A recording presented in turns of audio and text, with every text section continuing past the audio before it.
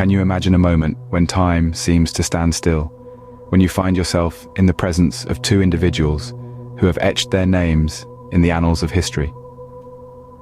This is the tale of a young man's encounter with two such figures, Chairman Mao and Premier Zhou Enlai. On a day that was subtly kissed by the winter sun, our protagonist found himself stepping into a small, brightly lit house.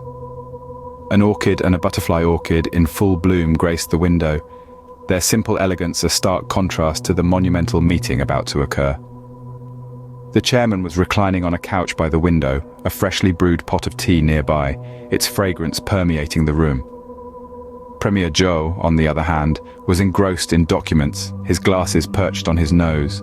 As our young man entered, before he could utter a word, the chairman beckoned him to sit, initiating an exchange of thoughts and reflections with someone they had never met before. Strangely, the details of their conversation seemed to blur in the young man's mind, lost in the surreal nature of the encounter. Around 10 minutes later, a wave of the chairman's hand indicated his weariness. Approaching the premier, our protagonist realized he was examining a list of names. It appeared that the chairman wished to reconnect with an old friend. The young man, taken aback, mentioned that he had heard of Zhang Kejia's passing. The premier, however, reassured him, mentioning that Li Xin and others were still in good health. As the day drew to a close, our protagonist bid his farewell to the chairman and the premier. The chairman remained silent, but Premier Zhou escorted him to the door.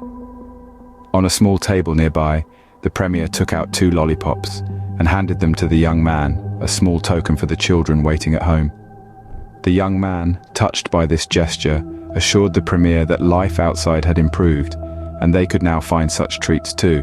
In this moment, a warmth spread through his heart, and unbidden tears welled up in his eyes.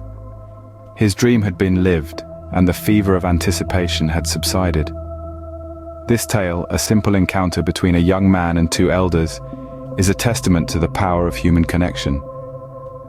It reminds us that even those who have shaped the course of history are, at their core, just people. People who enjoy the simple pleasures of life, who cherish old friendships, and who appreciate the beauty of a blooming flower.